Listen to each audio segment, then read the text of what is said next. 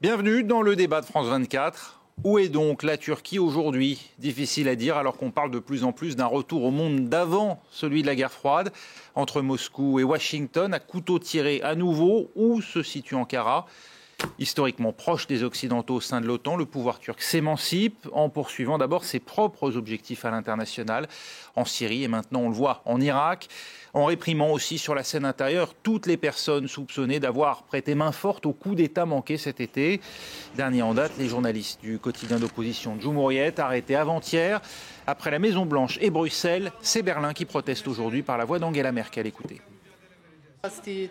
Concernant la Turquie, le fait que ce bien précieux qu'est la liberté de la presse et la liberté d'opinion soit sans cesse limité est pour moi, comme pour l'ensemble du gouvernement, au plus haut point, alarmant. Les journalistes peuvent être certains de notre solidarité,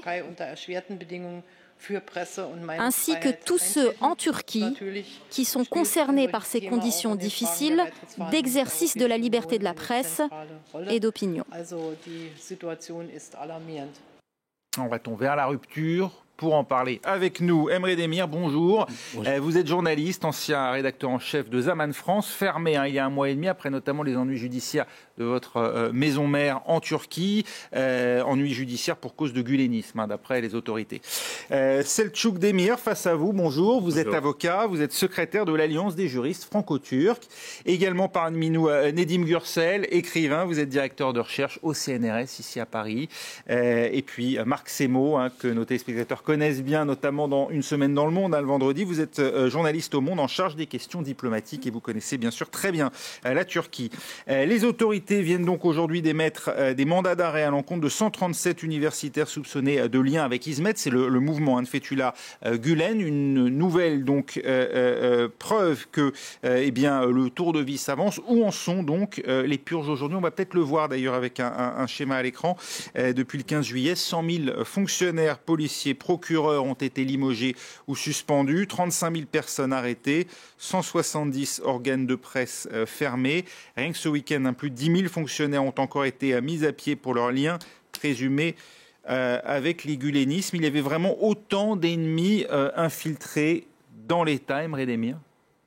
Non, au moins la moitié de ces fonctionnaires qui ont été limogés de l'État, ils n'étaient pas du tout gulenistes, ils n'avaient absolument aucun lien avec le monde Gülen, d'autant qu'il faut souligner aussi que tous les gulenistes n'étaient pas coupables, n'étaient pas des criminels qui méritaient ce traitement.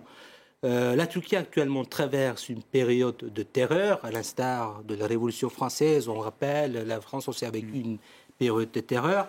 C'est une période caractérisée par le règne de l'arbitraire, par des arrestations de masse et gouvernée aussi par un pouvoir d'exception. C'est un pouvoir d'exception reposant sur la force. Donc on assiste vraiment à un changement de régime.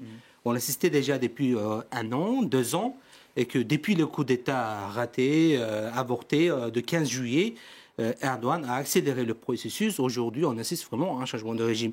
Et finalement, on assiste à toutes ces arrestations massives, les limogeages massifs. C'est une conséquence directe, en fait, de cette politique de force arbitraire. Selçuk Demir, ce coup d'État, il a servi de prétexte à éliminer des personnes qui n'avaient rien à voir finalement avec les ennemis de l'État? Absolument pas. Je pense que dans les propos de M. Emre Demir, on voit à quel point, encore une fois, on n'a pas compris les conséquences extrêmement graves de la tentative de coup d'État du 15 juillet. De façon générale, le monde occidental l'a mal compris et l'a mal évalué. On a quand même, je le rappelle parce que c'est important de le dire, une confrérie qui se dit religieuse, qui a mené le 15 juillet dernier une tentative de renversement du pouvoir démocratiquement élu avec des avions de chasse, des tanks dans la rue, plus de 300 morts, des milliers de blessés, des bâtiments publics qui ont été bombardés, notamment l'Assemblée nationale, c'est dire le symbole.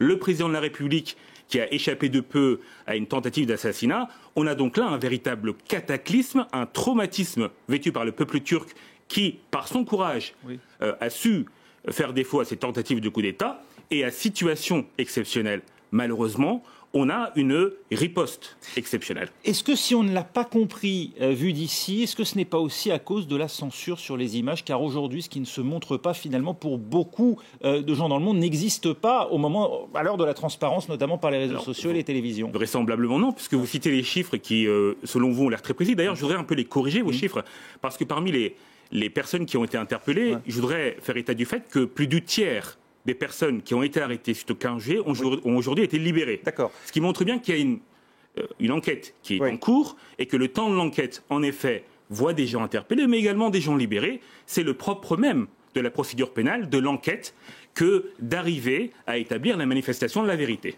Nos chiffres, ce sont ceux de l'agence Reuters, je le précise. Nedim Gürsel, votre réaction à ce qu'on vient d'entendre et ce qu'on voit dans les chiffres, est-ce que d'après vous, ces arrestations et surtout le nombre de personnes, le nombre de fonctionnaires aujourd'hui qui ont été mis au pas correspondent réellement à ce qu'était cette forme d'État parallèle dénoncée aujourd'hui par les autorités? Écoutez, je voudrais revenir sur ce qui s'est passé lundi dernier à Istanbul avec le journal Cumhuriyet, car c'est ça qui me préoccupe. C'est plus qu'inquiétant, je dirais même, c'est gravissime. C'était un des rares journaux encore de l'opposition. Et je collabore de temps en temps à ce journal. Je trouve inadmissible, révoltant, que 15 journalistes, y compris le rédacteur en chef du journal, soient arrêtés.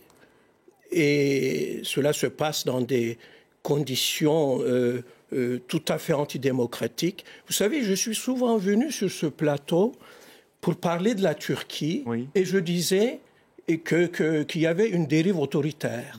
Eh bien, ce soir, je ne parlerai pas de dérive autoritaire. Il faut appeler un chat, et vous connaissez la suite de l'histoire, c'est du fascisme, tout simplement. C'est-à-dire, on arrête les gens qui n'ont pas le droit de parler avec leur avocat pendant 5 jours.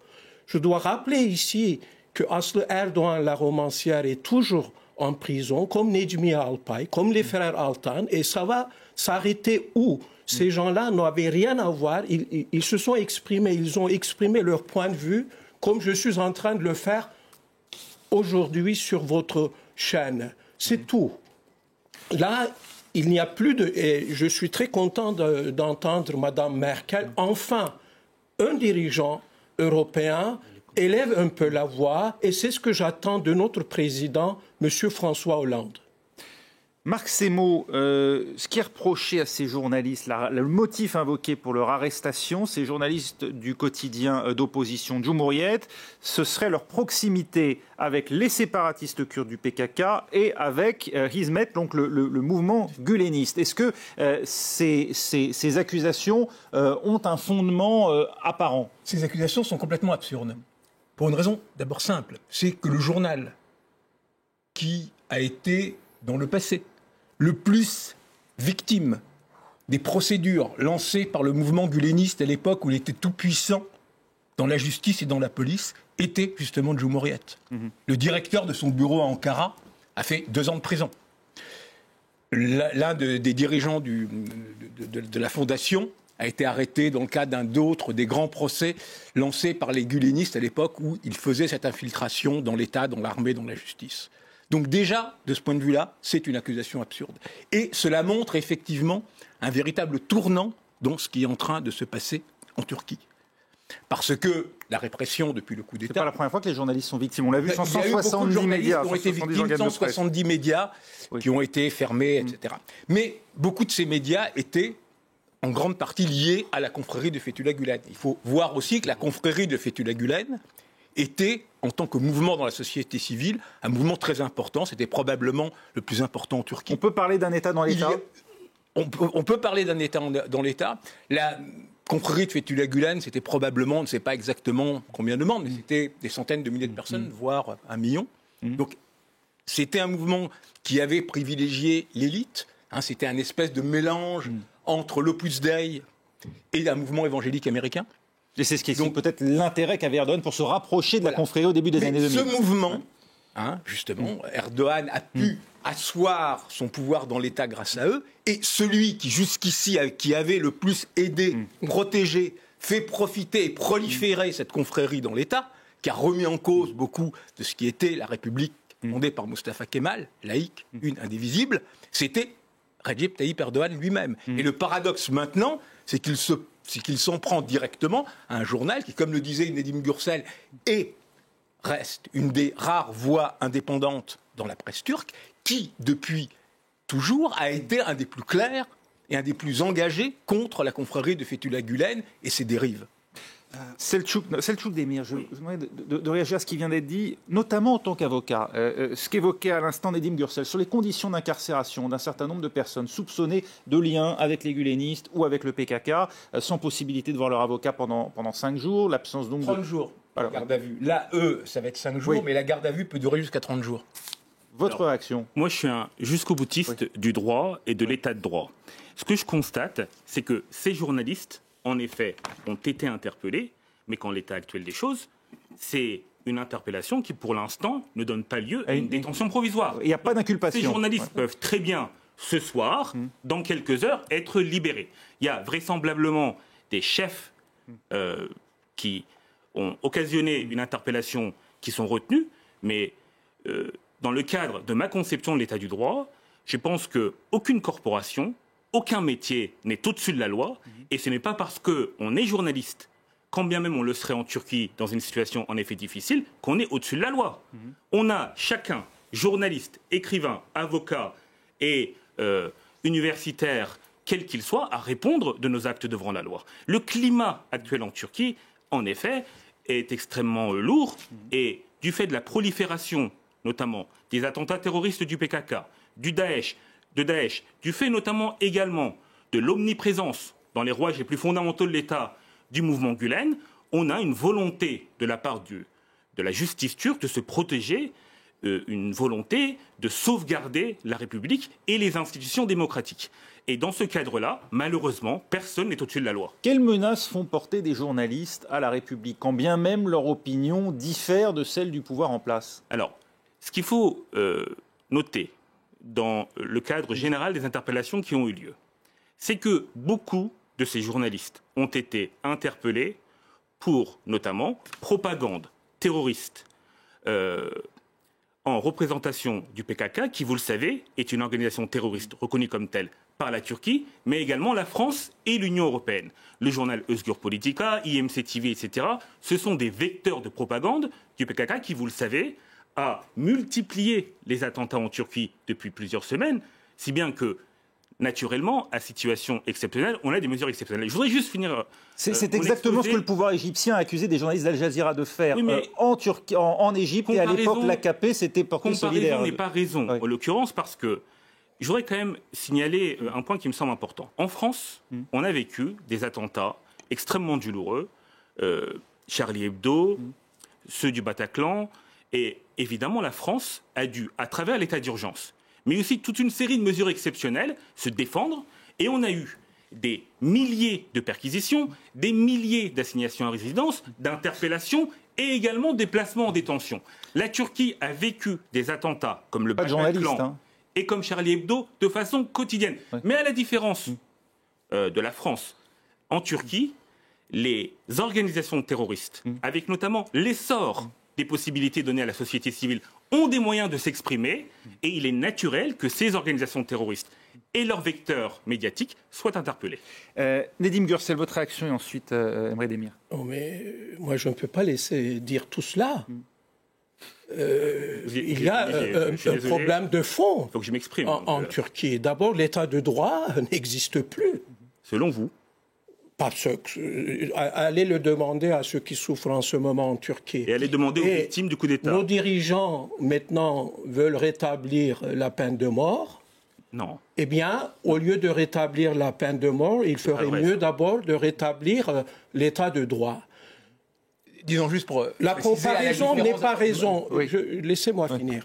La comparaison n'est pas raison. Et souvent, on a la naïveté en Turquie de comparer l'état d'urgence actuel avec celui de la France. Mais c'est ridicule. On se moque de qui? Quel écrivain est en prison en France? En quoi est-ce différent? Voilà. Quels sont les journalistes? En Turquie, il y a plus de 150 journalistes qui sont actuellement en prison. Il ne faut pas l'oublier. Il y a des universitaires qui sont poursuivis, qui sont en prison, qui quittent leur pays. Et tout cela ne peut pas être justifié par une autodéfense contre le terrorisme. Non, le président Erdogan semble décider d'aller jusqu'au bout pour éliminer toute forme d'opposition. C'est ça ce que je constate. Marc Semo, vous vouliez faire un point, oui. Justement, de la comparaison entre l'état d'urgence en France et en Turquie, puisque la Turquie l'a justifié en prenant exemple sur la France. Mais la différence principale est qu'en France, il y a un Parlement, il y a un état de droit.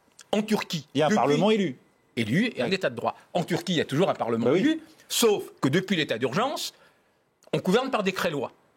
Pas seulement. Tout ce qui a été pris, toutes ces décisions de suspension, de radiation, etc., ont été faites, c'est la justice, ont été faites par décret-loi. Oui, mais déjà, le Parlement est suspendu de fait. Deuxième chose, c'est le nombre des arrestations. En France, autant qu'ils m'en souviennent, il y a eu, au moment des perquisitions du début, après la proclamation de l'état d'urgence, en tout, il y a eu à peu près 1700, 2000 assignations à résidence et autres, avec des vraies procédures judiciaires. Aujourd'hui, on est en Turquie dans une situation où on les compte par dizaines de milliers, où la garde à vue, on en parlait tout à l'heure... Oui, sauf qu'en Turquie, il y a quand même une tentative de coup d'État. Il n'y a pas eu une tentative de coup d'État en France. Où avec la garde à vue maintenant est prolongée à 30 jours. Maximum. Ouais.